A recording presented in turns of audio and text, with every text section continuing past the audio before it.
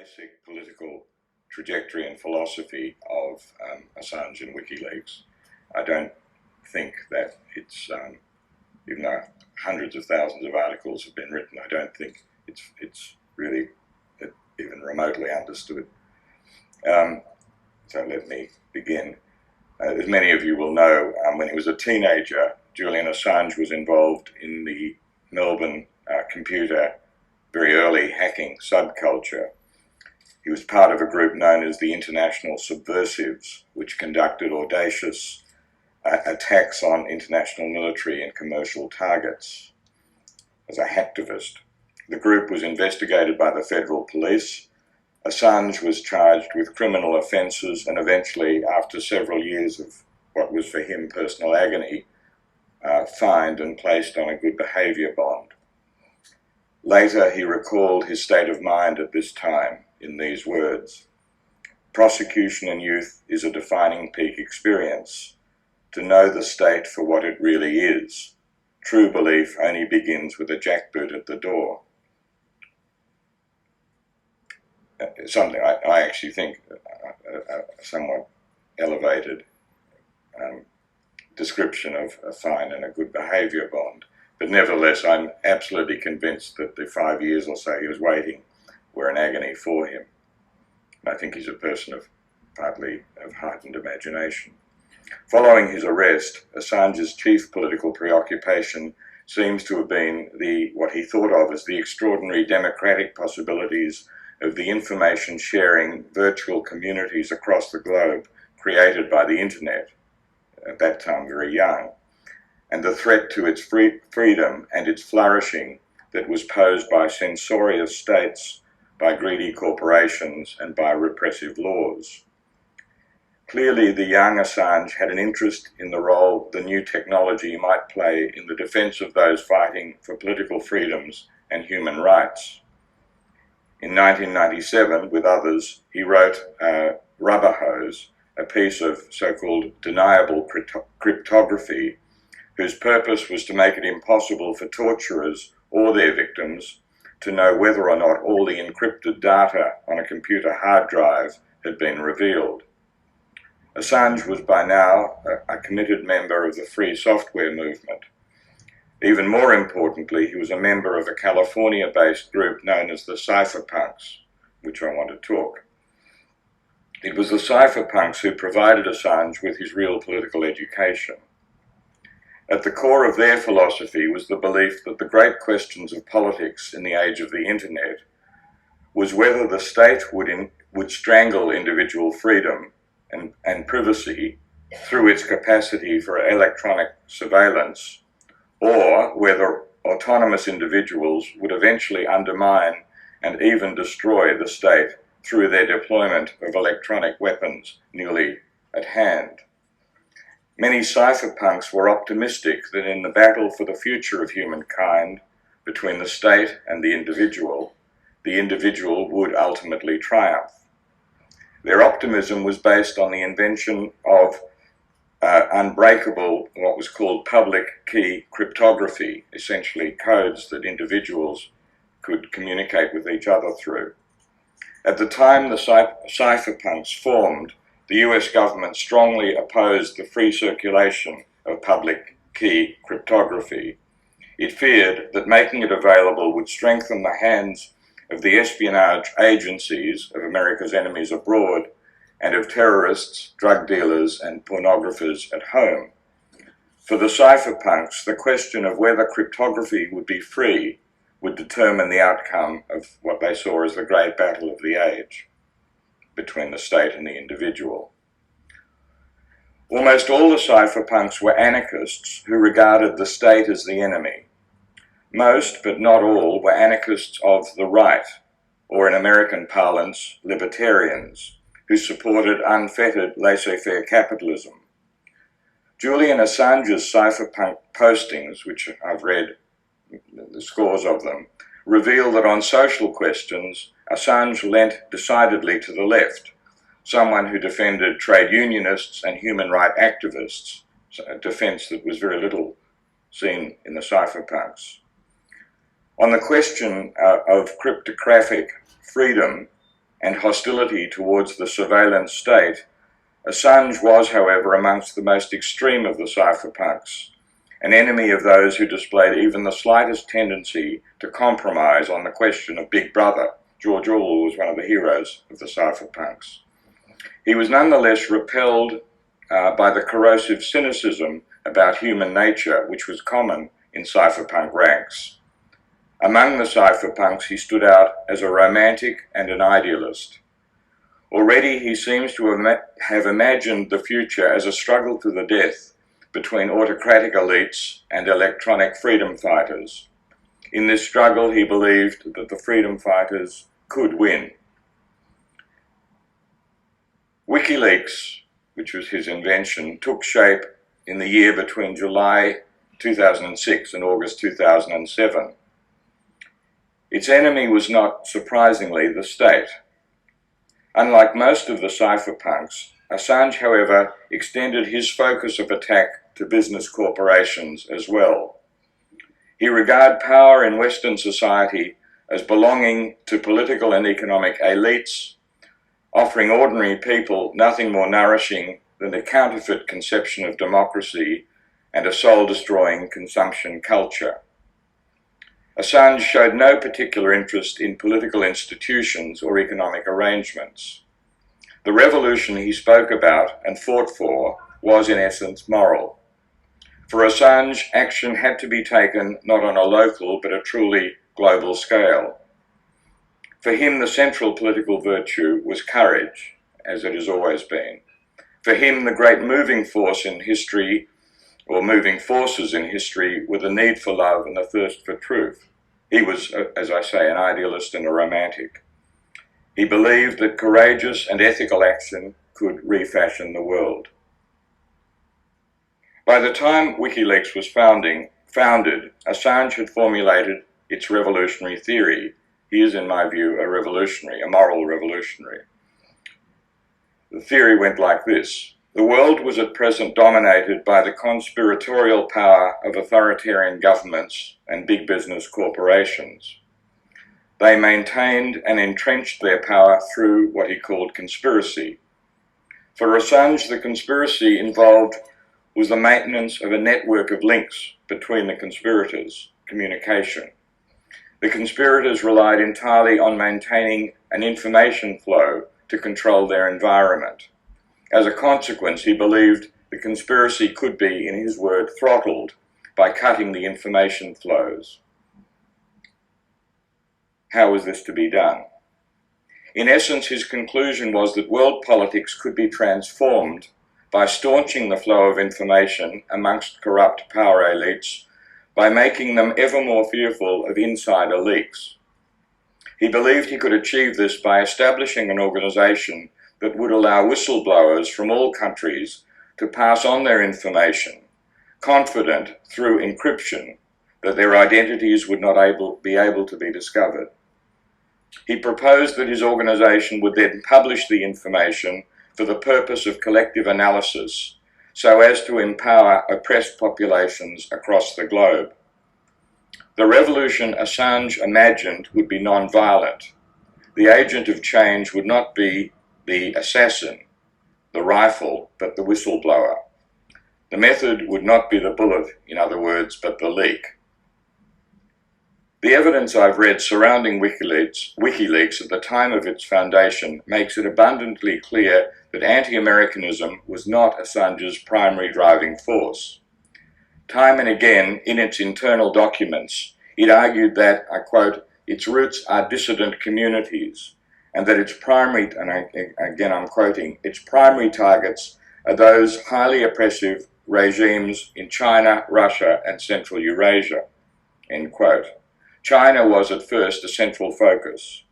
WikiLeaks had in its sights then primarily authoritarian governments, but also the increasingly authoritarian tendencies seen in the recent trajectory of the Western democracies and the authoritarian nature of contemporary business corporations. He put his position with extreme elegance on the 3rd of January 2007, when a crisis arose and he needed to explain WikiLeaks to the world, something some information required answering. I quote a long quote from him to give a sense of what he thought he was trying to do. I quote, "Principled leaking has changed the course of human history for the better. It can alter the course of history in the present. It can lead to a better future. Public scrutiny of otherwise unaccountable and secretive institutions pressures them to act ethically. What official will chance a secret, corrupt transaction when the public is likely to find out? When the risks of embarrassment through openness and honesty increase, the tables are turned against conspiracy, corruption, exploitation, and oppression. Instead of a couple of academic specialists, WikiLeaks will provide a forum for the entire global community to examine any documents relentlessly for credibility, plausibility, veracity, and falsifiability. WikiLeaks may become the most powerful intelligence agency on Earth, an intelligence agency of the people. WikiLeaks will be an anvil at which beats the hammer of the collective conscience of humanity. WikiLeaks, we hope, will be a new star in the political firmament of humanity." End of quote. In my view, Julian Assange is a wonderful writer, although he hasn't written enough for that to be yet clear.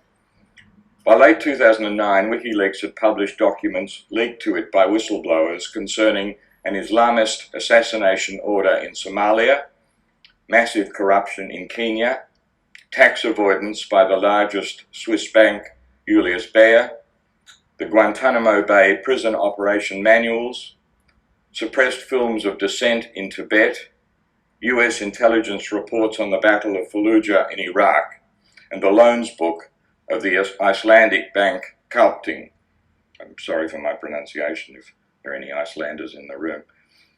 Assange was puzzled by the world's indifference to his leaks, which came one after another, and what he took to be the laziness and corruption of the mainstream media. I quote from him at this time, "What does it mean when only those facts about the world with economic powers behind them can be heard? When the truth lies naked before the world and no one will be the first to speak without a bribe?" His mood was darkening as what he regarded as extraordinary information was not meeting with the response he thought in order. Now, while all this was happening in Iraq, a junior US intelligence analyst called Private Bradley Manning had been following WikiLeaks activities with the greatest interest. He decided to download 93,000 logs from the Afghan war, 400,000 incident reports from the war in Iraq, and 260,000 State Department cables. One of the items Manning sent to WikiLeaks was a video of an apparently cold-blooded Apache helicopter attack on a group of Iraqis, where perhaps 17 men were gunned down. Assange made the decision to concentrate the resources and energies of WikiLeaks in publishing it under the title Collateral Murder. In early April 2010, he flew to Washington to launch it. Shortly after, Assange decided to publish all the Bradley Manning material. This was an act, in my view, of extraordinary political courage. He had, as it were, taken on the might of the US state. You've seen its response. Julian Assange's frustration with the indifference of the world was now, to put it mildly, at an end. What Assange has experienced over the past 3 years is public knowledge, and I hardly need analyse it. What is less well known is the way in which, as a consequence of the many campaigns mounted against him and WikiLeaks, his political vision has in recent years in recent months at least, darkened. Recently, he published a book entitled Cypherpunks, Freedom and the Future of the Internet, published only a few weeks ago. Here is its opening passage. I quote, "The world is not sliding but galloping into a new transnational dystopia. This development has not been properly recognized outside of national security circles. The internet, our greatest tool of emancipation, has been transformed into the most dangerous facilitator of totalitarianism we have ever seen. The internet is a threat to human civilization. We, he must mean Wikileaks, we have met the enemy. We know the new surveillance state from an insider's perspective because we have had to protect our people, our finances, and our sources from it. To resist this coming totalitarianism, for Assange there is only one source of hope: encryption. I quote, "It is easier to encrypt information than to decrypt it." End of quote. Only through the encryption of information can the capacity of the internet, I quote again, to merge global humanity into one giant grid of mass surveillance and mass control be resisted. He says, in effect, it is time to take arms. I quote again, "Our task is to secure self-determination where we can, to hold back the coming dystopia where we cannot, and, if all else fails, to accelerate its self-destruction." In other words, Assange has now, in my view, returned to the place from where he began, with these two differences. Assange was once confident that in the struggle between the individual and the state, the internet would prove to be an anti-state tool of human emancipation. He is now, as far as I can see, far more pessimistic, seeing the internet as the most powerful weapon in the hands of the state. Secondly, as a teenage member of the International Subversives, for his hacking he was punished by a fine and a good behaviour bond. As the editor-in-chief of Wikileaks, for his publication of hundreds of thousands of secret US diplomatic and military cables, he faces the possible prospect of half a lifetime in a US jail. Thank you.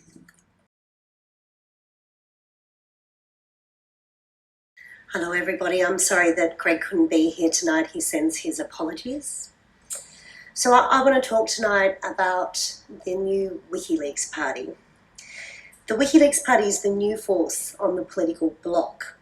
From nothing to over 1,000 members and many more supporters in a few short months. Our members and supporters come from across the political spectrum, and some of them have never been involved in a political party before, including myself. And the reason that we have such broad support is because of the values that we uphold, because they are the bedrock of democracy. The party is built on the core Wikileaks values: transparency, accountability, the free flow of information, and the protection for individuals when it comes to the exercise of power by the state. The campaign we are running is deliberately targeted at the Senate. Why? Because the Senate is the check and balance for the executive, or that's the theory anyway. The Senate is the house where MPs ought to scrutinise government policy and hold it up to the light for all to see. Too often, though, the Senate is a deal-making house where there are trade-offs so the government of the day can get its way. Wikileaks Party senators would actually do their job differently. When it comes to policy, all information should be on the table. There should be no hiding behind national security or commercial incompetence, so that policy discussions are hamstrung by lack of important information and materials. We the people have the right to know what our elected representatives do and say, and we have a right to participate in a meaningful way in policy discussions that ultimately impact us all. The party's Senate campaign is currently taking shape in 3 states: Victoria, where Julian Assange is proposing to run, New South Wales, and Western Australia. We as a party intend to stand at least 2 candidates in each of these states. On the all-important issue of preferences, which I know many people have questions about, the party is yet to make decisions, which is fairly typical of an election campaign. However, what we can say is those political forces and individuals whose values align with the best of the Wikileaks Party values will naturally be higher up the list in terms of our preferences. The campaign is obviously a little bit different to every other party's campaign because our lead candidate is in London. Greg Barnes, our campaign director, is flying out tomorrow to go to London to be with Julian to discuss the campaign and the schedule for the upcoming federal election. And there'll be more information coming out soon around how we're going to operate in presenting Julian to the Australian people. What I'd like to deal with briefly tonight is some of the critiques of the Wikileaks Party already floating around in the media and among other political parties. Firstly, and I'm sure you've all heard this one,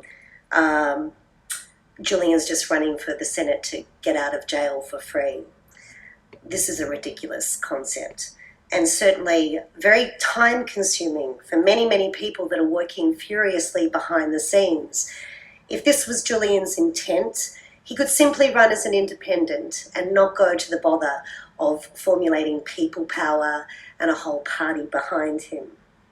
Secondly, Julian's legal and diplomatic situation relies, in our view, on the Australian government doing what it has not done to date, which Julian also referred to, exercising some political and diplomatic capital with its colleagues in London, Stockholm, and Washington to ensure that Julian Assange is able to return to Australia and does not face the same sort of outrageous punishment that is being meted out to Bradley Manning.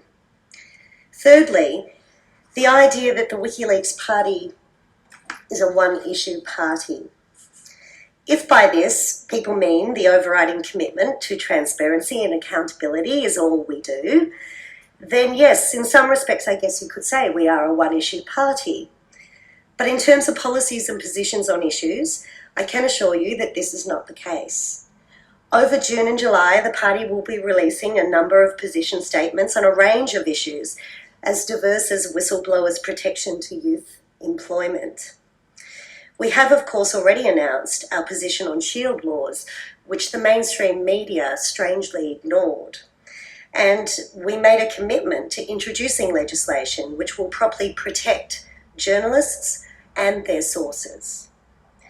This federal election is one in which it seems the House of Representatives vote is kind of locked in. It looks like coalition victory seems likely, but the Senate is far from decided, and there is in the community a hunger for fresh alternatives to existing players and business as usual. Ultimately, it's up to the people of Australia to decide whether we will continue to have a democracy that is overtly and covertly influenced by rich and powerful voices that appear to have the ear of successive governments in this country, or if we will choose a bold new direction and open up our political system to begin the journey of reclaiming our democracy for the people. It is a long journey and it won't be easy, but we have to start somewhere. Will we choose to return the Senate to a house of oversight and review and elect those that cannot be swayed, even by some of the most powerful voices on this planet? I hope we choose a future in which the powerful are held to account and the people's voice and liberties are respected. We stand at a crossroads, both locally, nationally, and globally. And it is a crossroad that will determine the future for all of us here tonight and for the generations to come. And to me, this is what makes the 2013 federal election exciting, not only for the Wikileaks Party, but for all of us here in this room. We have an opportunity to actually vote for an alternative. And whatever you do at the federal election on September the 14th, as Julian referred to, we as the Australian citizenry, the compatriots of Julian Assange, have an obligation to protect, defend, and support him, because whatever they do to Julian Assange, ultimately, they could do to all of you and to me. So thank you for coming tonight.